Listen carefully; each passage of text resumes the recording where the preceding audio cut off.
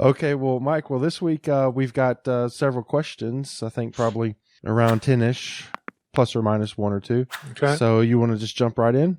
Sure, go ahead. Okay. The first one's from Neil. He's got two questions, so this is the first one. Can you help point me in directions for a better understanding of certain laws in the Old Testament that can get a bit tricky to explain, especially for non-believers? One that is brought up is that raped women must marry their rapists. Mm-hmm. Well, I mean, most of the Old Testament's laws reflect an ancient patriarchal culture. I mean, that's pretty obvious. The Old Testament law didn't drop out of heaven as some sort of unique morality system that was shared by no other culture, even though that tends to be the way that Christians think about the Old Testament law. But that is not the case. And it's easy to demonstrate that is not the case. All you have to do is look at, other ancient Near Eastern law codes, like Hammurabi is probably the one people have heard of, but there are lots of other ancient law codes, some from Egypt, the Hittite laws, whatever. And Old Testament law will invariably have, some touch point with these other law codes. Now, some Old Testament laws are different. In other words, they're uniquely tied to Yahweh's special relationship with Israel, things like the Passover and the Sabbath and whatnot. But most civil regulations, most laws, civil law, rules for warfare, rules for marriage, that kind of thing. Most of those have clear parallels in other ancient Near Eastern cultures and their law codes. So part of the answer is to lose the conception that the Old Testament law dropped from heaven. Again, if that's what's in your head and you come across a question like this, from some Bible debunker or something like that, then you're going to be in trouble. So you need to get reconnected back to reality. And that is that Old Testament laws reflect an ancient patriarchal culture. And, this is no surprise to God. It shouldn't be any surprise to us, because this is, these are the people that God chose and prompted to write the Bible. Now, for those who might be new to the podcast, one of the videos I did sort of for newbies, to sort of start here, it's on the website, if you're new, start here, is about how I approach Scripture. And I talk a little bit about this, that, again, there is no divinely inspired culture. God chose people to write Scripture that already had a culture. They lived at a specific time and a specific place. God knew what he was getting with the biblical writers, Moses or otherwise, and the culture in which they were raised, since he'd made the choice of using people from that specific time and place. So Israelite laws and life are not going to be alien to their own time and place. And again, these are God's choices. So when God chooses people at this time and place and culture, patriarchal context, again, he knows what he's getting. He also doesn't endorse that particular culture as being the divine culture. You say, well, Mike, how can you say that? It's the Mosaic law. Well, yeah, again, you have to dispense with this flawed notion that the Old Testament law drops from heaven. It's not difficult to make that statement, because if you look at the salvation plan of the Bible as a whole, in other words, you take your head out of the Mosaic law, out of the Pentateuch, it's quite apparent that the Old Testament system, the theocratic system, and the laws that go with it were planned to become obsolete. Okay, there was going to be this person called the Messiah, the son of David. What that person does is going to include the Gentile, the icky nations, the disinherited nations of the ancient world. Even in the Old Testament covenants, the nations aren't entirely dispensed with. I've talked about this many times on the podcast, especially in my book, The Unseen Realm. The theocratic system and the ancient patriarchal culture system that went with it were designed to become obsolete. That alone should tell you that God doesn't endorse a particular culture. Okay, because he planned for it to go away. As soon as Israel goes into the land, okay, part of what they're doing as far as their civil laws and their way of life is automatically going to change. This is why you have differences in laws between Exodus and Deuteronomy. The setting of Exodus is they're wandering around the desert, they're nomadic in their lifestyle, they're not urban. The situation in Deuteronomy plans for urban life, okay, life in cities in a particular land. This is why, again, a lot of the laws are different at points because they adapt to a different context. They change. And so, again, this is sort of built into the system. And ultimately, when you take the big picture look, the system was designed to become obsolete. So there is no one divinely inspired culture. I mean, there is divinely inspired morality, but how a culture reflects that morality, again, is an open question. Israelites could, demonstrate their fidelity, to their spouse and their children in, somewhat different ways than some other culture would do that. Okay, everybody knows what adultery is, and they're going to avoid that and all that kind of stuff. But there are, again, relationships that are talked about in civil legislation in the Mosaic law that may not get talked about the same way in a different culture, but the principle is the same, and that's okay. Again, the Gentiles were supposed to be part of this from the beginning. They're put into the plan. It's designed to become obsolete. There is no one inspired culture. We're not supposed to go back to the Mosaic period and sort of go back to the Stone Age here. Again, there's nothing like that in Scripture. So we need to think a little more clearly. Now, beyond that, I'd actually need to know what law the questioner is talking about. And the question is a little bit vague. I'm going to make an assumption here in the next minute or so about what the person's thinking, but the penalty for rape in the Old Testament is pretty clear. It was the death penalty, not marriage. Now, Neil, I think was the questioner's name, might be talking about some of the laws in Deuteronomy 22.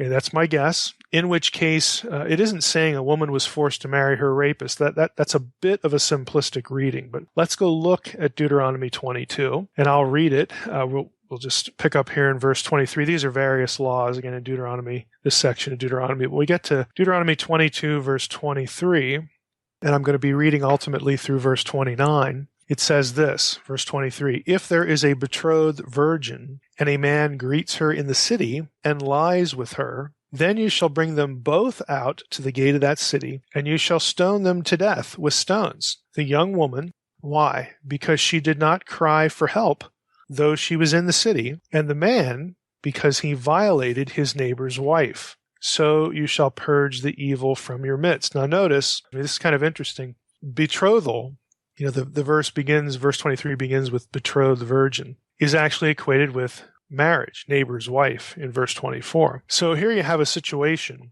that involves a woman, again, who, is betrothed, and in that culture, basically that amounts to marriage. They're both put to death. So the woman willingly violates her betrothal, violates her marriage, quote, "She did not cry for help." And a man who either knowingly seduces a woman who's already betrothed or married, or seduces a woman he thinks is not married or betrothed, whatever, he forces himself upon her. So this is why they're both put to death, even though you have the man doing something, forcible. And probably, I think, we aren't really told what the man knows. We are told that the woman is married or betrothed and whatnot. So when she doesn't cry out, she's complicit in what's going on. I would say, though, that it's probably more likely that the man knowingly seduced someone who was married, that he had that information. There was some way he could tell, because he winds up being punished with death, whereas the case of a man that seduces a woman who clearly isn't betrothed or married, we're going to read about that later on in a few verses, you don't get the death penalty in that situation. So probably what's going on here is you have a woman who willingly violates her marriage, and a man who willingly seduces or forces himself upon someone who's already married, and he knows it. So when it's discovered, they're both put to death. Now, one of the reasons why this crime and others that involved adultery was punishable by death is cultural. Again, we're back here to the patriarchal culture and sort of their life setting. So very clearly, in this case, you don't have, you two guys got to get married now because the one was already married. So we don't have that. But we do have the death penalty. And that's because in their context, in their culture, women and children were utterly, and I mean totally, dependent economically. I mean, really, it's a matter of life and death. Do we have anything to eat or not upon men? They're totally dependent economically on men. So when a man committed adultery, he, in theory, might literally be abandoning one wife, or, a wife, and the children that he already had. And if he does that to go off with another woman, he basically leaves them destitute. He leaves them in a situation where their lives are threatened. Really, truly. And so that was viewed as something that was a crime that put someone's life in jeopardy. And in the Old Testament, just generally speaking, these are the kinds of crimes when someone else's life is put in jeopardy or taken, they result in the death penalty for that reason. Again, if you put someone in this kind of situation deliberately, you're going to forfeit your life. You have forfeited your life to live because you put their life in jeopardy or, again, actually taken it. So that's one issue. You have, sort of another layered issue here. Adulterous relationships in this time period confused inheritance rights. And again, that could result in people losing, literally, their livelihood. So men and women could be equally guilty, putting other people at risk in this way. When you have people who are living in a subsistence lifestyle situation, when one person, man or woman, decides to forsake their marital relationship and go off to another, if it's the woman, then the second man sort of gets invited into the situation, and he can lay claim to the first man, the husband, the first man's inheritance, his property, his livelihood. Then he can kick out the kids that aren't his, and they're destitute. So you have all these kind of situations, either a man willingly doing this or a man being brought into the picture. The victims here, again, women and children, could in theory be left utterly destitute. And that is one of the reasons, not the only reason, but it's one of the reasons why this crime, adultery, was looked upon so severely. It wasn't just about the sex act. It was about dependence and inheritance and day-to-day means of staying alive. So again, it sounds severe to our ear, and of course it is, but again, the theocratic system and the patriarchal culture that was tied to it, because God revealed himself to these people at this time in this place who were living in this culture, all that stuff that was tied together was planned to be obsolete. Okay, from the very beginning. This is what salvation history shows us. So we're not obligated to go back to this system. It just is what it is. And again, it's a reflection of the culture, the severity, again, of some of these things. Because when you put someone's life at risk, when you threaten them with bodily harm, that was viewed as an extreme act. And frankly, because people were viewed as imagers of God, God's image, it was like doing that to God in effigy. Again, committing some violent act or some act that put that person's very life at risk. That's why it was viewed so severely. Now let's go back to the passage. So the first case is, again, you got a willing woman committing adultery with a willing man. Then you go to verse 25. But, here's a second scenario, if in the open country, okay, we're not in a city anymore, but if in the open country a man meets a young woman who is betrothed, so the woman is still betrothed here, and the man seizes her and lies with her, then only the man who lay with her shall die. But you shall do nothing to the young woman. She has committed no offense punishable by death. For this case is like that of a man attacking and murdering his neighbor. I mean, look, it's linked there to murder because, again, this is violence against someone's, bodily well-being, a physical violent act. Verse 27. For this case is like the man attacking and murdering his neighbor because he met her in the open country, and though the betrothed woman cried for help, there was no one to rescue her. So this case is viewed differently than the first one, really because of where it happens, the open country. The betrothed woman is given the benefit of the doubt. The law assumes that she cried out. In other words, it assumes that she was raped. It assumes that she wasn't willing, whereas in the first scenario, she didn't cry out. But since she's in the open country, nobody could hear her and come to her aid because they weren't in a city or town. So here we clearly have rape. And again, look at the situation. There's no forced marriage, all right? Only the man is put to death. The key element is that the woman was betrothed, or by implication, again, back to the first case, she was looked upon as belonging to her husband, to this man that she was betrothed to. It's assumed that since she was the unwilling victim of a crime, her spouse would still have her, after the fact, meaning her livelihood is still intact. Okay, so she and her children, if she already had some, won't be, destitute. Again, it's not. The assumption is, again, that the man who does this, again, he's the only one that's going to get the death penalty because of the violence of the act. And she, again, by implication, there's nothing really said about her, about the situation she's in. So, most scholars would assume that her spouse would take her back and she'd be okay, even though she's been shamed, in this way. Now, the next case is probably the one that the questioner is thinking of. And the question is this rape or not? And frankly, it could go either way. So here's verse 28. If a man meets a virgin who is not betrothed, okay, so that's a different scenario, and seizes her and lies with her, and they are found, again, there's no reference about crying out or not crying out or anything like this. Then the man who lay with her shall give to the father of the young woman 50 shekels of silver, and she shall be his wife, because he has violated her. He may not divorce her all his days. Now this case law could be read in two ways. One, on one hand, it could be read as a rape of an unbetrothed woman. In other words, there was no marriage violated here. The language can work. Again, the language, the notion of rape can work, and the language can support it, but it isn't actually conclusive, as we'll see in a little bit.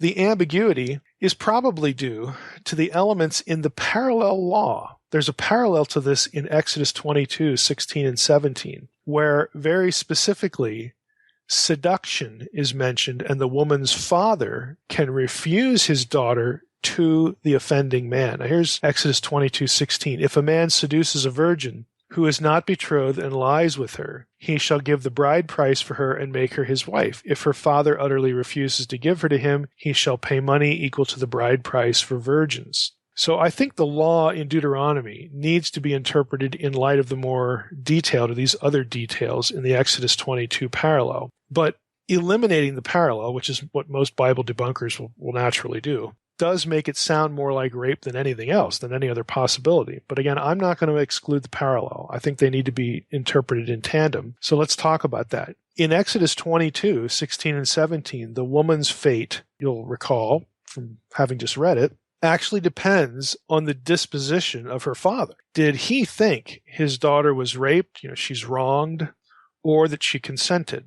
In either case, she has been sexually violated or deflowered, or however you want to put that, and in their culture is basically unmarriable after that point. Now, it's not an impossibility that a man would still, marry her, but it's very unlikely. If the father believes his daughter was wronged, he can refuse to give her to the man. There's no death penalty because the woman is not at risk of destitution. It's assumed, again, her father would take care of her. But the offender must pay compensation to the father, the bride price, again, because the father's likely to never get the bride price for his daughter in a normal marriage, a dowry. I would add that the law is actually designed to deter rape, if you think about it, not to make it attractive. What man would want to be forced to live with a woman who would hate him the rest of her life, and so on and so forth, not to mention her family. They would also hate him. So you have this odd situation where, depending on what the father thinks, the father makes the decision about, okay, you two have to get married now, or no, you wronged my daughter and she's going to stay with me, and now you have to pay the bride price.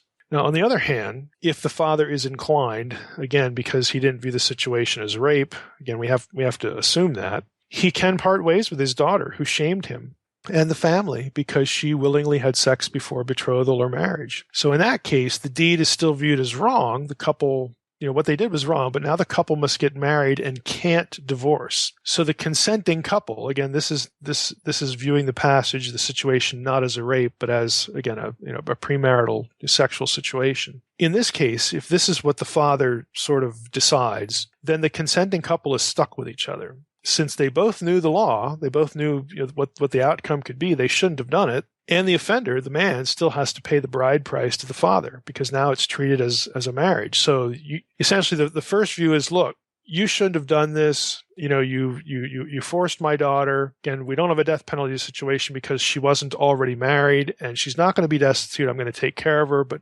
buddy, there's no way you're getting her. Pay up the bride price because now she'll never be able to get married normally. So that's scenario one. The scenario two is, okay, you two wanted to do this and now you're stuck.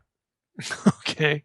And you can't ever get divorced. And I expect the bride price now to, like this would be a normal marriage. So there's actually two ways you could read the passage. Now the system, we can look at it and I think it's honest. The system isn't perfect. No legal system is because of the nature of people. An unhappy, offending man might be abusive to the woman he's forced to marry. Okay, that could happen. But no law presumes omniscience of all situations. The Bible has laws to protect people or to promote people to treat each other well, but do they always do that? No. Okay. People still harm each other. Wives are under the protection of laws punishing violence, but that doesn't mean violence never happens to them. In other words, the law, even biblical law, didn't stop evil. Biblical law is typically about crime and punishment, that kind of thing. What you're supposed to do and not supposed to do, and then what happens if you disobey or you're guilty of neglect or something like that. Again, the system isn't perfect. Just because it's the Mosaic law doesn't mean that it nullified the evil in people's hearts and that, crimes weren't committed. That's absurd. So yeah, the system is not perfect. You could have a situation where the offender might be abusive to the woman, but again, they weren't supposed to do that either. There's no biblical law that allows domestic violence. On the contrary, even though biblical laws often tend to use masculine language, things like if a man does this, then that happens. That doesn't mean that the laws also weren't for women. Okay, think about it. If these laws against doing violence to one another weren't about women as well, then that means that there are no laws in the Mosaic law that pertain to women. Women can do what they want. It's absurd. It's just an absurdity. Even killing a female slave was a serious crime in biblical law. Okay, Exodus 21:20. Domestic violence was not okay in Israel, even within a patriarchal system. And you say, well, were they really looking out for that? Were they really as sensitive as we are to that? Well, probably not. Okay, I think that's probably a reasonable given. But again, there's nothing in Mosaic law that endorses what can happen in a tough situation like this. So yeah, the system isn't perfect, but again, no system of law can be because of the condition of the human heart, and the laws don't assume omniscience. So I think, again, back to the original question, what you have here is you have a passage, if I'm guessing correctly, that it's this passage. You have a passage that, it could be read as a rape, but I think, it could also be read not as a rape. And if we bring Exodus 22 into the picture, then the situation is really at the disposition of the father. What does the father think happened and why? So the father has to make a decision about protecting his daughter, having her stay with him, or forcing these two to get married or whatever. And you say, well, he could make a mistake. That could be wrong. The poor woman. Yeah, you can say all those things. But again, no legal system is perfect. Okay, our legal system today, if we think of ourselves as more enlightened than these primitive biblical people, go ahead and think that. But is our system perfect? Get your head out of the sand. There's no way. It's not even close to being perfect. It is wide open for abuse, and people are very clever at how they abuse it. So again, the answer isn't laws, even biblical laws. The answer is a changed heart. That's really the bottom line. So he had another question? He did. Neil's other question is, Mike, can you please shed some light on the Lord your God instead of the Lord our God in Deuteronomy 2:30? He knows Dr. Ron Johnson touched on this a bit with the Saul-David relationship, but this one seems a bit more out of place. Deuteronomy 2:30. Let's see, which says, this is a reference to Sihon, the king of Heshbon, would not let us pass by him. But for the Lord your God hardened his spirit and made his heart obstinate, that he might give him into your hand as he is this day. So this is Moses speaking to the Israelites. Honestly, I don't see a problem. Moses is addressing the people of Israel, and he refers to God as the Lord your God. Israelites, this is your God who's giving you Sihon, the king of Heshbon, into your hand. Well, of course Yahweh's their God. What other God would he mention? How else would he say it? I don't think we have Moses saying, well, Yahweh's your God, but I all of a sudden have a different God. But maybe I'm not getting the point of the question. I don't see a problem, so I don't really know what else to do with that. Okay. Our next three are from Jack, and he wants to know, after Genesis 1:1, whenever the Bible talks about the earth or the world, is it ever 100% certain from the original language grammar that the entire planet Earth is in view? It sounds like Jack hasn't ever watched my my lecture on Israelite cosmology. We should put a link to that lecture on this podcast episode, because my answer to this is I don't think that that Israelite cosmology ever has the entire globe, the entire planet in view. And that's because of who they were. Now, again, I've said it many times, and even on the podcast website, again, this is, I think it's in one of my videos, How Mike Approaches the Bible or something like that. The human writers of the Bible, the biblical writers, were from a pre-scientific age, a pre-scientific culture. They didn't know that the earth was a round ball of rock floating around in outer space. Again, that isn't the way the biblical language describes their cosmology. I mean, the picture you get, and again, we'll put the link to the lecture up on the episode page, or near the episode anyway. The picture you get is biblical writers believe that the earth was round and flat. It was covered by a dome. Underneath was Sheol. The earth itself was supported by pillars. The dome, the rakia, the firmament, had waters above it. God lived above it. He walked on the firmament. All this language that you get in the Old Testament about cosmology. So I don't think that there's anything that ever makes it, quote, 100% certain that we're talking about an entire planet. So it really has nothing to do with grammar.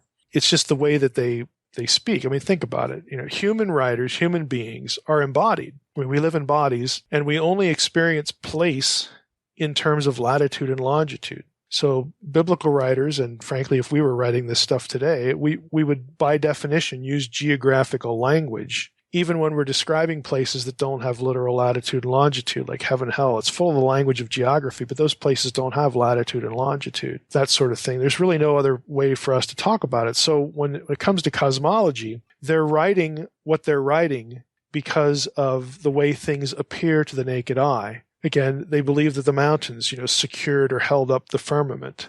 Well, they weren't mountain climbers. Okay, they can't go to REI or whatever the sporting goods place is and get mountain climbing gear and go up there and look. Okay, they don't have space travel. They don't have satellites. They don't have flight. They don't have any of this stuff that tells us that, oh, the top of the mountain really isn't resting on the sky. It just sort of looks that way. Again, it's all the language of appearances. So it's not really a grammar issue. And Israelite cosmology doesn't conform to what we know about Earth being a ball in outer space. So I don't think we can assume the biblical writers were trying to inform us about a modern cosmological understanding at all. Okay, his next question is, when the B'nai Elohim inherited the nations in the post-Babel dispersion, is there any indication from the various texts you have studied that any of these states were founded more than, say, 2,000 miles from modern-day Palestine? Yeah, so what about China and India, North and South America, Central America, Australia, all this stuff? My answer to this is no. The biblical writers, now catch this is going to sound awfully simplistic, but think about it. The biblical writers wrote about the world they knew, not the one they didn't know.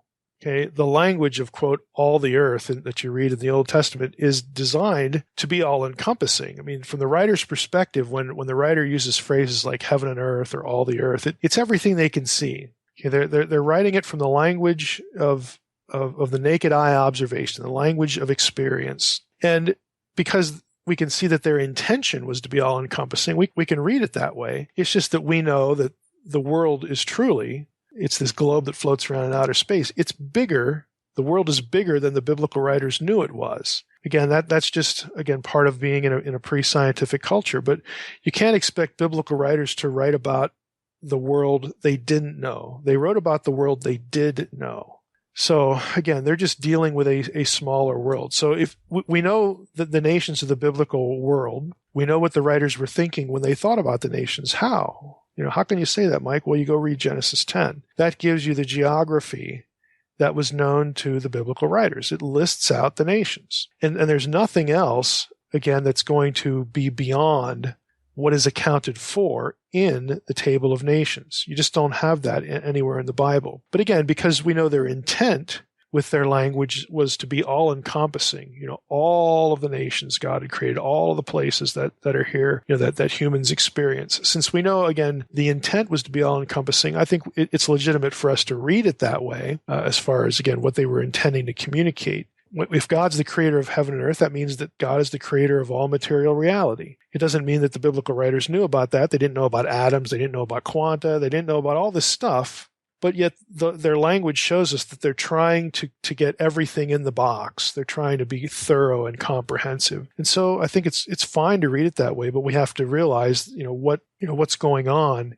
in the text and in their head, when they do that. So, this goes to the whole situation. I think we basically create reading problems when we filter biblical content through our own modern science and our own modern worldview, because you get creationists that just stumble all over themselves to get these other nations somewhere in the Bible. And I did a whole lecture just a couple of weeks ago in Missouri. One of the lectures was called Biblical Racism, and it was about the crisis brought on in Europe, in civilized, human civilization at the time, Western Europe, when you had the age of discovery, when other lands started being discovered because people crossed the Atlantic, or they penetrated further south, and they find India, they spend more time in China. You get this widening of discovery of places and peoples that are not specifically in the Bible. So that just freaked people out. How'd they get here? And so it became sort of an issue. I think it's sort of a pseudo issue of biblical authority. And so many people thought that the solution was to find those places in the Bible somewhere. And that's where you come up with these pre-Adamic race ideas and co-Adamic race ideas. And, and that degenerated into certain racial theories. And that's why I called the lecture Biblical Racism, because a lot of what we know today as racism that we're still dealing with, which came from, again, European attitudes toward other races and the slave trade and all that stuff, that in turn came from, it got a, quote, biblical legitimacy in this era when people were inventing interpretations of all sorts of passages to account for these alternate races so that they could sort of keep their Bible, so that the Bible would remain intact as this thing that had authority. And it was really misguided. Instead of just saying, hey, let's just leave the Bible be what it is. It's an ancient Mediterranean-centered document focused, on the ancient Near East and, the Mediterranean world. And that's what they knew. Read the Table of Nations. Instead of just saying that, it's like, no. The Bible has to be totally comprehensive. Everything that's real has to be in there somewhere. There's just this really odd, quirky mentality. Frankly, you still see today. I mean, it's alive and well today. But because of the age of discovery and these other people and these places that just, where's North America in the Bible? Where's that? Where's Australia? Well, it's got to be in there somewhere. We got to account for these people somehow. And so that's when you get all these strange theories about alternate human origins and alternate races. And think about it. When you do that, then there are only certain peoples who are actually descended from Adam. Other peoples are descended from something else or someone else. And so surely the best races, the races closest to God, most like God, the ones who actually are in the image of God, those come from Adam. But these other races, no, not so much. They're lesser. And again, it's not hard for us to see where this led. We have plenty of hindsight that's frankly tragic. And again, we just do this to Scripture all the time. I'm not saying the questioner is, but we do this stuff to Scripture all the time. We take these modern questions, we take modern science, we take modern debates, we take modern concerns, and we go looking for them in the Bible. And by God, we're going to find them somewhere, or we're going to bend the Scripture to our will. Whatever position we take on those controversies, we're going to bend the Bible to our will to make it work. And why do we do that? But we think we have to for biblical authority, and that comes from this, frankly, Slavish literalism that has just run through the church for far too long, without respecting the original context of older New Testament, without looking what New Testament writers do with the old. Do they always interpret it, absolutely literally? No, they don't. But we teach it like they do, but they don't. We just ignore these things, again, because we think, we can't give this ground or else, the Darwinists win something. It's just crazy. It's just crazy town when you get into these situations. And I understand the motivation, again, to keep biblical authority. Well, I haven't surrendered biblical authority, but I don't buy any of the methods.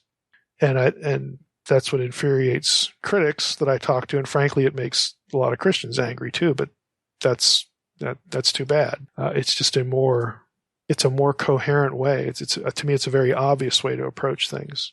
Jack's last question is there any indication that there were already some beings in rebellion to Yahweh prior to Genesis 1:3? No. There's nothing in the grammar of Genesis 1:1-3 that endorses a pre-Adamic race or a prior rebellion of Satan or anything like this. Again, my views on this have been out on the web for quite some time. I'm trying to think where if people went to I should probably post this video as well. I have a video on Genesis 1:1-3 and how, what's going on there. The real issue is the grammar. It doesn't, maybe not. It doesn't really specifically pertain, to what the question asks. So maybe I don't want to rabbit trail too much, but the idea of a gap theory, for instance, is just dead on arrival. There is no exegetical support for the gap theory. And the reason is there are a lot of reasons for it, but the most simple reason is something we call Hebrew syntax, that is Hebrew grammar. Okay, Hebrew grammar, even word order, how the grammar works. For the gap theory to have any chance of being reality, you have to read verses 1-3 in Genesis 1 in linear succession. You can't do that because of the way verse 2 begins. It's a vav conjunction attached to a noun, which in every Hebrew grammar in the universe, okay, every example of Hebrew you're going to get, that is a disjunction. It is designed to break a sequence. Okay, that alone kills the gap theory. Darkness, again, part of this is, oh, that's sinister. And there was judgment. Satan must have rebelled. God must have judged Satan in the first creation. Then he has to recreate. Baloney. Okay, darkness is not of necessity speaking of evil or sinister things in the Bible. 1 Kings 8:12, Solomon says, the Lord has said that he would dwell in thick darkness. Is God evil now because he's in darkness? No. I mean, other verses have Yahweh dwelling in darkness, Psalm 18:11, Psalm 97:2. This is fresh in my mind because this is actually an assignment that I give for students in my Hebrew exegesis class at Liberty that I'm actually grading right now. I mean, it just doesn't have any basis in Hebrew grammar and the Hebrew language. So if you believe the Bible's inspired in English, okay, you can get the gap theory. You just play with the English words. If you believe it was inspired in Hebrew, you're in trouble. Okay, our next one's from Will in Nashville, Tennessee. Many Old Testament commentators talk about the Old Testament being written by the priest of the Aaronic tradition versus the Mushite, Moses tradition, thus generating, for example, Genesis 1 and Genesis 2. They go into a lot of details throughout the Old Testament that show different data about the same subjects, making the Old Testament a mashup of sorts. This is a variety of the documentary hypothesis that actually refers to two or more other document strands. What is the status of this approach today in Old Testament studies, and what are we to make of these different priestly divisions? Yeah, this is actually an interesting question because on the surface, there's no legitimate way to divide the Pentateuch into Moses tradition and Aaronic tradition. Now, I said on the surface. What you have in the standard documentary hypothesis, and for those who aren't familiar with that term, maybe they've heard it as JEDP, the JEDP theory, that the Pentateuch, 5 books of Moses, are actually composed of 4 different documents, which is sort of a rough and ready explanation for it. There's actually more documents than those 4, but without rabbit trailing. The Pentateuch is a patchwork quilt of at least 4 major sources. One of those sources is called P, the priestly document, and so that's where you sort of could get, in theory, this Aaronic contribution as opposed to Moses' contribution. Some commentators use that terminology to sort of soften the blow of the Pentateuch not being written entirely by Moses. Oh, it's his brother. Oh, that's good. He's a good guy, and we can live with that. But nobody in sort of mainstream critical circles will try to use Aaron to link it to Moses so that people feel better. That's why I say it's kind of interesting the way the questioner phrased the terminology. I could see where some people would use that terminology, but maybe for different reasons.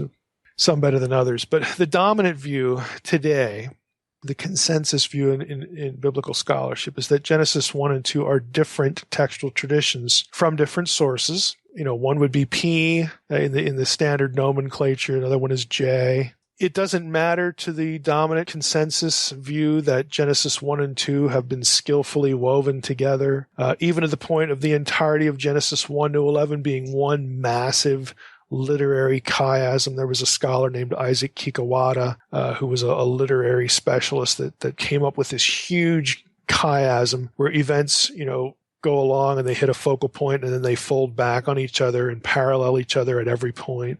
He argued Genesis 1 to 11 is a giant chiasm, even if that's true. And Kikuwata has plenty of detractors because chiasms tend to be kind of artificial. You see parallels where you need them. But even if it's true, the standard consensus view isn't going to care. They would just say, well, that's the work of a master editor or several master editors. Doesn't mean anything about sources. It's still different sources, so they're not going to care. Now, personally, I don't care one way or the other. Law of Moses, Torat Moshe in Hebrew, doesn't have to mean Moses wrote every word of the Torah, or even most of it. It can mean the law associated with Moses, or the law about Moses. It doesn't have to mean the law that originated with Moses. This is a simple Hebrew construct phrase, 2 nouns joined together, X of Y relationship. Torat Moshe, law of Moses. And the construct phrase in Hebrew has a wide variety of semantics. I mean, you look at some Hebrew reference grammars, they're going to get 12 or 15 semantic possibilities for a simple X of Y, 2 nouns next to each other relationship. Anybody who's taken first year Hebrew sort of knows that anyway. So law of Moses doesn't have just one meaning. Again, it doesn't have to mean that Moses wrote every word. So I don't really care if Moses did or didn't or whatever. Even the fact that Jesus and other New Testament writers cite parts of the Pentateuch and say, oh, the law of Moses says this or that. Even that doesn't require Mosaic authorship of that material. Why? Because it saying law of Moses and then quoting something in the Pentateuch doesn't have to mean Moses wrote that any more than saying Daniel. Okay, Daniel the prophet says this. The book of Daniel never claims Daniel wrote it. Okay, lots of biblical books. The books of Samuel, they never claim Samuel wrote it. The book of Joshua, it's never claimed Joshua wrote it. But what else are you going to call these books? You call them by their title. You name them by their main character, the main figure. Again, this is very simple thinking. This is a very simple observation. But we're so married again in Christian circles to this idea that Moses has to write every word of the Pentateuch or we have to give up inspiration and inerrancy. Again, that is just an absurdity. It's just an absurdity. And I realize why it's done. It's done because people attacked Mosaic authorship in the late 19th century, actually even earlier than that, but it really got going in the late 19th century, in the early 20th century, and now is the dominant paradigm of theological liberals. I get that. Okay, but just because a theological liberal says something, okay, doesn't mean that A, it's not true in whole or in part. And even if it is true, it doesn't mean that the truth of it leads to the conclusion that the liberal wants it to have. Again, this is just basic logic. We just need to think a little bit better about what we're talking about. When it comes to Scripture, the fact that a biblical writer, Jesus, or a biblical figure like Jesus, calls a book Daniel or calls the Torah the law of Moses, again, it doesn't mean that it was written by that person, because most of the time, most Old Testament books, we don't know who wrote them. And there are very clear evidences, especially like in the prophets. I have, this is I think it's part of the video I put on the website with Ezekiel 1-3. It's very easy to see that this material was edited because of the switch between the first and the third person. This happens everywhere in the Old Testament, this kind of thing. So we have a very sort of, I refer to it as a paranormal view of inspiration that really needs to be dispensed with because it doesn't conform to what you actually find in the text. And in this case, law of Moses can mean lots of different things. A book or a portion of Scripture that bears a certain name doesn't mean that person wrote it. Again, these are very simple observations. What else are they going to call the book? So again, I don't want to belabor the point. In my view, within Genesis, I don't really like JEDP. I don't really like the documentary view because I think the view itself is built on circular reasoning. But I think the idea that Moses wrote every last word of the Pentateuch, or even 90% of it, I don't want to put a percentage on it. He certainly didn't write all of it. That's not that difficult to show. How much of it did he write? I don't know. I mean, I don't have anything against the idea that Moses could have written, sections of the Torah. Why not? It's just critics don't even like to say that Moses lived, and so they don't even want to cast him as a real person, and that's why they go where they do, and just for all sorts of other reasons. Again, that's not me. I'm what used to be called a supplementarian, and a supplementarian in the late 19th century was someone who believed that the Pentateuch had a Mosaic core, that again there was material in there that came from the hand of Moses, or perhaps the time of Moses. People who knew Moses and had experienced the things that you see in the Pentateuch. And so there's this Mosaic core, and then it gets accrued to it, gets added to it, material gets edited, rearranged, and whatnot to form what ultimately becomes the Pentateuch. I think Genesis 1-11 was either wholly or substantially written during the exile, which is quite distant from the time of Moses. So those first 11 chapters. Well, why do I say that? Because I like, liberal theology? No, I'm not a liberal. People listening to me are going to know that. People who visit the website, read my books, read through the blog, they're going to know that. So why do you say that, Mike? Well, I say it because there's so many Mesopotamian things and Mesopotamian contexts in Genesis 1-11. Genesis 1-2, clear parallels, Babylonian creation stories. Even the Egyptian creation story, the Memphite theology, that's from the 6th century BC. It's not the Pyramid Age, it's 6th century. So it's very possible that they could have had a copy of that in Babylon during the exile. Again, the Memphite theology is one where Ptah creates from the spoken word. That and the Old Testament, Genesis 1, are the only two places you see that.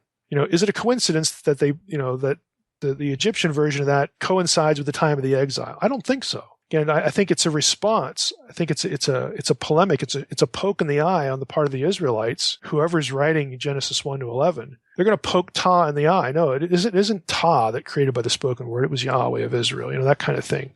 Genesis 3, you get Adam and Eve, the paradise stories, clear parallels again in Mesopotamian material. The flood stories. I mean, it's just part of general knowledge now that there are Babylonian versions of the flood story. Genesis 5. Okay, the pre-flood patriarchs. Okay, we have the Sumerian king list, and some of the names in the Sumerian king list are they align with the names in Genesis 5. Genesis 6, the Apkallu, again, the unseen realm, a clear Mesopotamian parallel. How about Genesis 11? It's the Tower of Babel. Again, there's clear, unmistakable, you'd have to trip over them, parallels to Mesopotamian material in Genesis 1 to 11. Moses was trained in all the wisdom and knowledge of, Egypt. Okay, and a lot of this material that Moses is responding to, Enuma Elish, Atrahasis. Okay, a lot of the specific versions of that where the parallels are the tightest are what? Guess what? They're written later in Mesopotamian history, 6th century BC. This is where they're at. They're exiled in Babylon. Okay, they're going to have access to these sources and this theology, and the Israelite writers are taking shots at it every chance they can get. Again, this is very, very basic, to me, that Genesis 1 to 11 has a very obvious tilt toward this time and this material for theological purposes. This is why it's written. Does that mean other parts of the Pentateuch couldn't have been written by Moses? Of course not. So I don't like any of the standard JEDP sort of articulation. I think the general idea that something is non-Mosaic, okay, I can buy that, and I can see where that might work. It might actually help in a certain place. But I'm not a JEDPer. I think that theory itself depends on circular reasoning, but I'm not a everything is Moses guy either. The next one's from Sean. There's a link between the Old and New Testaments I've never heard anyone comment on. It is the two 400-year blank spots. When the tribes go into captivity in Egypt, 400 years passes with nothing recorded in the canon. Then the time period between the Old and New Testaments is also 400 years. Again, nothing is recorded in the canon. Many people speculate the 400-year period in Egypt would have allowed for the gathering and organizing of stories about the patriarchs, while it is common thought that the 400-year period in Babylon is when the better part of the Hebrew Bible was organized and edited. Does no one find it odd that these two time periods match so well? Would you think people who look for connections between the testaments would make more hay out of this issue? Well, no.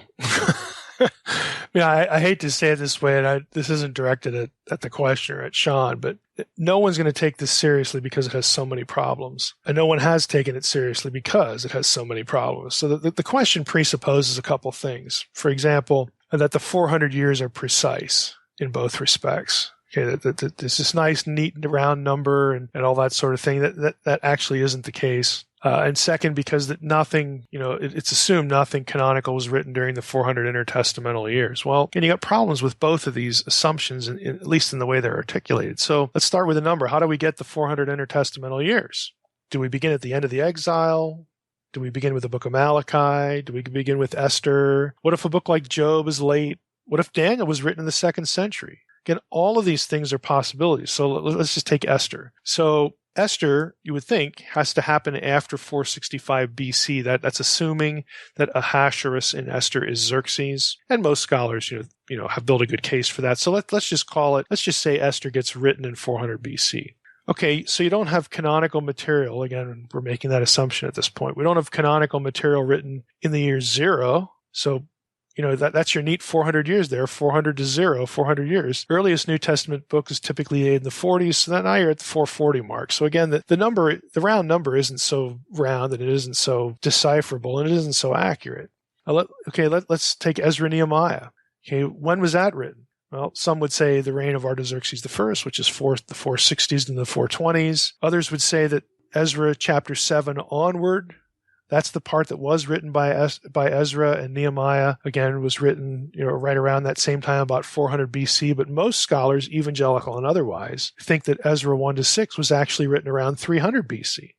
Does anybody really know for sure? No, but you can build good cases for this. So again, that messes up the 400 years. You got Daniel. Okay, lots of people believe in a late date for Daniel, in the 2nd century BC. That's in the 100s. Why? Because Daniel, because of the tight correlation, this is the way it's usually explained, because of the tight correlation between the events of that period in Daniel 10 and 11, that couldn't be prophecy. Daniel had to be alive at that time. Well, a lot of people are going to say that, and Christians get offended because they look at people saying that and say, well, you just don't like prophecy. You don't like the idea of predictive prophecy. Well, lots of liberals don't, but that doesn't explain why there are evangelicals who do believe in inspiration and in prophecy take a 2nd century view. Yes, there are those people out there. I know many of them personally. They do exist. They're not like Bigfoot. Okay, I mean, there's actual literal proof of that. Maybe Bigfoot's still out there. Maybe there is one, but I know factually that there are evangelicals with a high view of Scripture that do not deny the supernatural, that take a late date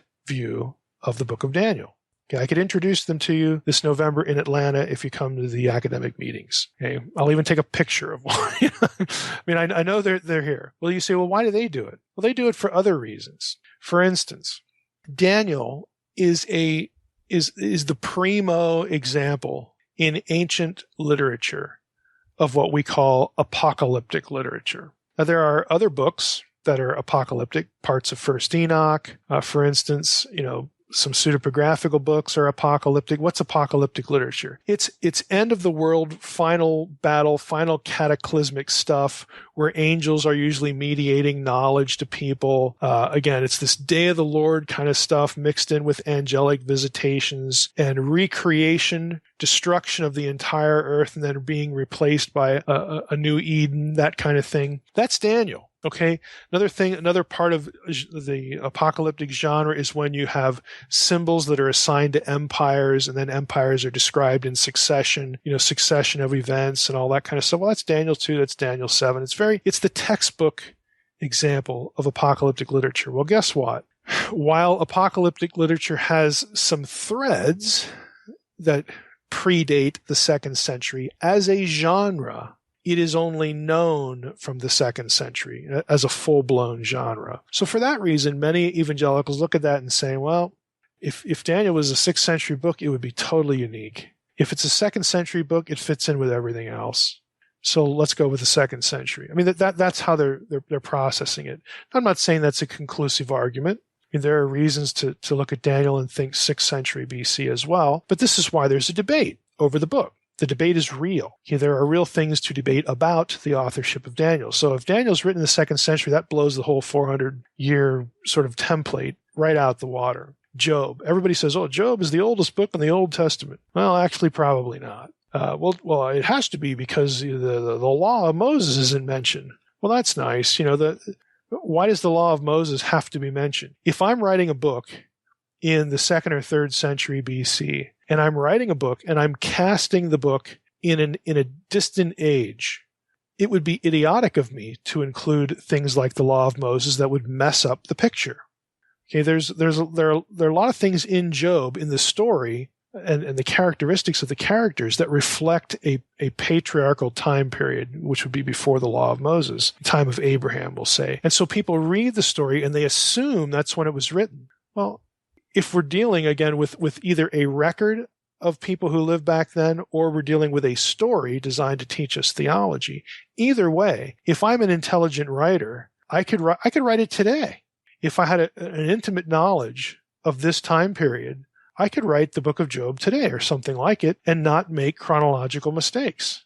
See, we confuse what a story is about and its setting with the time in which it was written. Again, you can't assume that. For Job, good scholars, evangelical and otherwise, have dated Job anywhere from the 8th century BC all the way to the 300s. So it's just one of those books that's almost impossible to really know for sure. There's a lot of old, I shouldn't say old, there's a lot of late Hebrew features in Job, but it's mixed in with old Hebrew. I mean, Hebrew is just like English. It's like any other language. It evolved in stages. Old English is not like the English we use today. Okay, so there are words we use today that you'll never find in older texts for very obvious reasons. You're not going to find internet, in something Elizabethan. Okay, but this is just the way languages are. They develop over time. The grammar develops. Things change. Things drop out. That's just the way it is. Hebrew is the same way. And so there are late Hebrew isms in Job that wouldn't make sense if the book was written way back, in the time of Moses or something earlier. That's just the way it is. So Job is a book that really people struggle to date coherently. They guess. That's what scholars do. They guess, and they build an argument, they take a position, and then they go on to the next thing. That's just the nature of what we're dealing with here. I would say also, lastly, that the question presupposes a Protestant canon. What if certain books in the Apocrypha, which, of course, the Catholic Church and the early church would have called the deuterocanonical books, what if they belong in the canon? They were in the LXX, in the Septuagint, which was the Bible of the early church. And you say, well, it was the Bible of the early church because Christians couldn't read Hebrew, and so they read Greek. That's correct. That is why the Septuagint was the Bible of the early church. But because it was the Bible of the early church, Christians grew up with books that Protestants don't have in their Bible. Okay, they looked at a book like Tobit and thought, that, hey, Tobit's in there. Well, the Protestants say, no, we don't like that. Why do we have the Protestant Bible to begin with? We have it because of the Reformation. Well, why did Luther and Calvin, all these other guys in the Reformation, why did they kick these books out? Well, it's because, the cynical answer is because they didn't want to be Catholics. Okay. Again, that's a little silly. The reason they did it was because they wanted to have an Old Testament canon where they could trace each book back to the ones that the Jewish community, the Hebrew community, used. And they didn't use the Septuagint. Okay, so right away, if you make that shift in your thinking, you lop off these extra books that, yes, they are in the Septuagint, which was the Bible of the early church, but you lop them off. And so what we're dealing with now is we have a Protestant canon, and we have, again, this other canon. Again, a Catholic canon, if you want to call it that. It's kind of a misnomer, kind of a pejorative, I guess, to some Protestants to call it that. But that's the historical situation we have. So if you're going to presuppose a Protestant canon, go ahead. I mean, why not? I don't really care. I think we should read all these books because they were all part of the theological climate, including the Pseudepigrapha. Again, that's always my advice to people. Don't worry about what's the canon or not. Read it because it informed biblical writers. It was part of the way they thought. It helped them articulate certain things. Books like Enoch, for instance, which I don't consider canonical, but I think is really important. Why? Because it was in Peter and Jude's head. It was in Paul's head, frankly, in certain passages. And it pops up here and there in some gospel material, too. So read it, and you'll understand why you run into certain things in the New Testament. It'll help you understand those things. So just read it. But anyway, going back to the question, I'm trying to illustrate why people would not take this proposition seriously. The number of the years can be argued about a lot. The neatness of the 400, number. And even if you could arrive at that, the whole assumption about what's going on, when books were written, there are books that we just don't know when they were written or even when they got into their final form, like Ezra and Nehemiah. Was part of that written at one time, and then 100 years later, you have the first 6 chapters added. Again, scholars have made a good case for that. Again, there are things that make sense if that's true, but do we ultimately know for sure? No. But since we don't know for sure, nobody's going to be treating propositions like this very seriously because they just require omniscience. They require certainty on things that we cannot be certain about. The next one's from Todd in Houston. In Genesis 2:2, did God or the serpent lie in the garden with regard to dying and knowing good and evil after eating the fruit? And what does live forever mean in this context? Yeah, I would say the grammar has God saying, obviously, you will die sometime in the future, subsequent to if you sin. It doesn't say you'll drop dead. I don't think God lied. Okay, in Genesis 2. Adam and Eve were driven from his presence, and of course the tree of life. So whether you take that metaphorically or literally, it telegraphs the same idea. If you're separated from God's presence and the tree of life, you are no longer going to go on living indefinitely. Where God's home is, there is no death. Again, same for the tree of life idea, because that's where God's home was.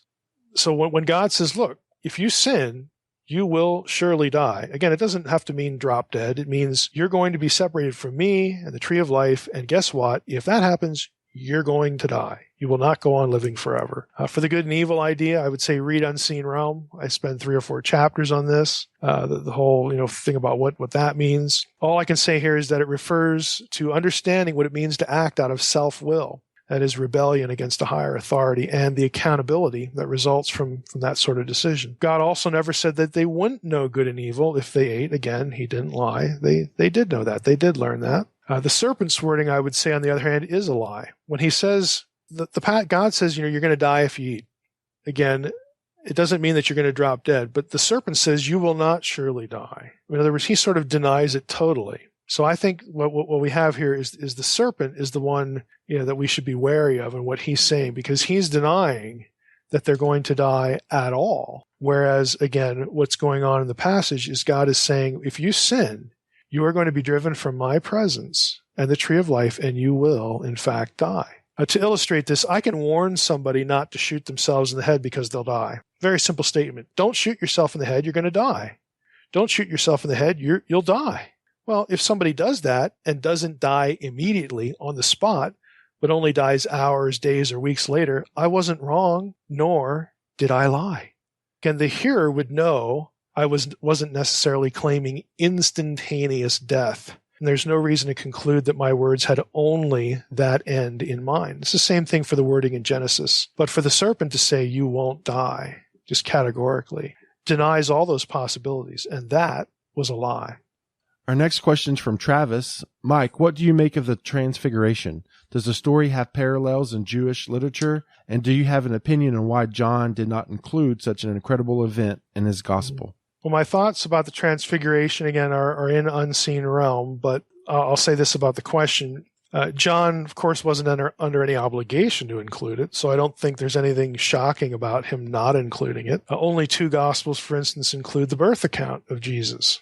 Okay, why don't all 4 of them have it? I would think that's important too, and pretty incredible, but they don't. Only 2 are concerned with Jesus' genealogy. Again, if you're talking about the Messiah, the descendants from David, that's going to be pretty important, but only 2 of them have that. The fact is every gospel writer has his own agenda, and that's not a negative word, by the way. He has his own agenda, his own purpose for writing, and they all have their own audience, their own specific audience in view. And those things dictate what they include or don't include. Now, that said, many scholars think John actually does allude to the Transfiguration in John 1:14 when he says, we have seen his glory and the glory of the one and only who came from the Father, full of grace and truth. Well, if John is using the editorial we there, again, which I would think he probably is, when did he get to see his glory? Well, at the Transfiguration. So a lot of people think it's at least an allusion, even though the account is not actually included in the Gospel of John. But as far as parallels, there's no specific parallel to the Transfiguration, although there are conceptual parallels. In other words, stories about the glorification of certain individuals, to the exaltation to divine status, theosis. I talk about this in Unseen Realm as well. You get those kinds of stories in Second Temple Jewish literature, but there's no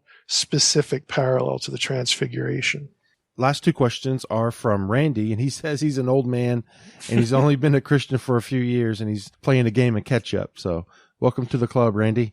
His first question is, Dr. Heiser mentions Paul's Damascus event where Paul is thrown from his horse. Yeah. I would like to ask if there is some extra biblical text that mentions a horse, because it isn't in my Bible. No, there's no horse. Again, that's poetic license on my part. It assumes that they wouldn't walk the whole way, to take the journey, that they wouldn't have been going on foot the whole way to Damascus. Maybe they did, maybe they didn't. We aren't really told. Falling to the ground, which is the language in the account, can imply either a footfall or a fall from something else, like a camel, again, common transportation of the day, or a horse. But we aren't told either way. But there's no necessity for a horse. I wasn't making an exegetical statement. I kind of think we all know that. His other question is, in one of the Q&A episodes, Dr. Heiser defends the old earth theory and evolution. My question is, does Dr. Heiser believe there was a literal Adam, or was this just another story that was a way for God to communicate theology to the people he revealed himself to? If so, was Adam a direct creation of God, or did man evolve to a point and God said, that one is Adam, I will use him? I am curious if this affects his thoughts on federal headship in Romans 5:12. Yeah, the easiest answer to this, at least for me, not really for the questioner, is read the Naked Bible blog. I did a whole series on Romans 5:12, including these actual specific questions, how the passage could be read with or without a historical Adam. And I actually did a series on that too, the whole historical Adam debate. And so I can't obviously reproduce that in a Q&A. I should also add, I don't believe in either the federal or the seminal headship view, since Romans 5:12 says nothing about the transmission of guilt. It only talks about death. Guilt is nowhere mentioned anywhere. So I would say, please read the series, read both series. I mean, for my part, I think there was an original couple. I don't see anything that forces us to deny that. I mean, this all got started with in at least in Christian circles recently, with the work of a guy named Dennis Venema, who teaches at Trinity Western University up here in British Columbia, actually near 20 minutes from where I live. That he's a geneticist in his field of statistical genetics, which is sort of, it's not a brand new field, but I think it's fair to say it's kind of in its infancy because of the recency of mapping the genome and all that sort of thing. He argued that you couldn't, based on the genetic information that we have today, the human race goes back to multiple couples, for Homo sapiens and not just one. Well, it would be easy to say, well, isn't that kind of the situation right after the flood? Like, wouldn't we expect that, sort of thing? But again, I don't view these sorts of debates really the same way that a typical creationist would. If you read the Romans 5:12 series and the Historical Adam series, again, I talk about how Romans 5:12 could make sense in either paradigm. So on that level, I don't really care about it. And since I don't view the Bible as teaching science to us, I don't think it's legitimate hermeneutics to make the Bible say scientific things or comment on science. So for the record, I don't think any of the creationist positions demand my allegiance. Since I don't think the point of the Bible and its creation stories is to teach us science, I don't think old earth creationism's use of scripture to do science is any more hermeneutically coherent than that of a young earth creationist's use of the Bible to do science. I don't think either of them are coherent because that isn't what scripture is about. So I think it's a misguided effort sort of across the board. I think the earth is quite old, not because of anything in the Bible. Although, again, if you go back and watch the video on Genesis 1:1-3, you'll know that the grammar of Genesis 1:1-3 allows for a very ancient planet, a very ancient earth. That has nothing to do with science. That's just grammar. So if there's any quote-unquote scriptural reason to believe that's where I would land, the grammar of Genesis 1:1-3. I also don't defend evolution, if you mean Darwinism. I reject Darwinism. That's evolution without God. For people who would wonder what the distinction is, I would say if evolution is real, again, I'm not a biologist or a geneticist or anybody that would call their discipline somehow relevant to an intimate knowledge of evolution. But if it's real, then God is behind it. Again, that would be where I land. I'm persuaded that evolution should be taken seriously, though, in part by young earthers, believe it or not, like Todd Wood. And I've read his stuff on the podcast before. Todd Wood he's a biologist by training. His special focus is genetics, but he's a young earther. And he says evolution is not a theory in crisis. It makes a whole lot of sense, but he just doesn't like it. He rejects it and thinks that the evidence, may have a different explanation. He feels sort of that he has to choose, the biblical narrative over, again, what science actually tells him, which I think he's needlessly conflicted about. Again, if we ever meet face to face, we'll have that conversation with Todd. But he's very honest. He's not dismissing what he knows is coherent science just because he doesn't like the fact that it flies against a literalist reading of Genesis. As a Christian, he just takes Genesis and says, I don't really know what to do with this, but it's not a phantom. It's not fakery. It's real. And it's a coherent theory, and it's not in crisis. So I respect people like Todd Wood, again, just because of their point-blank honesty. And so, if I hear that from him, I think to myself, again, and I've done a fair amount of reading about evolution, that, hey, there's something to this. It really does have explanatory power in a number of regards. So I shouldn't just throw it out and pretend it's not real. So again, that's just the way I look at things. But since I don't think the Bible is here to teach us science, I think it's here to teach us about the Creator, the person who gave us the natural world from which, and out of which we do science, then I don't really feel that I have to align myself with any of these views, and I can equally object to the way old earthers or young earthers use the Bible to try to do science from Scripture. So I'm not planting my flag in any of these territories, because I think the whole enterprise is a bit misguided. All right. Well, that's it, Mike. That's all the questions we have.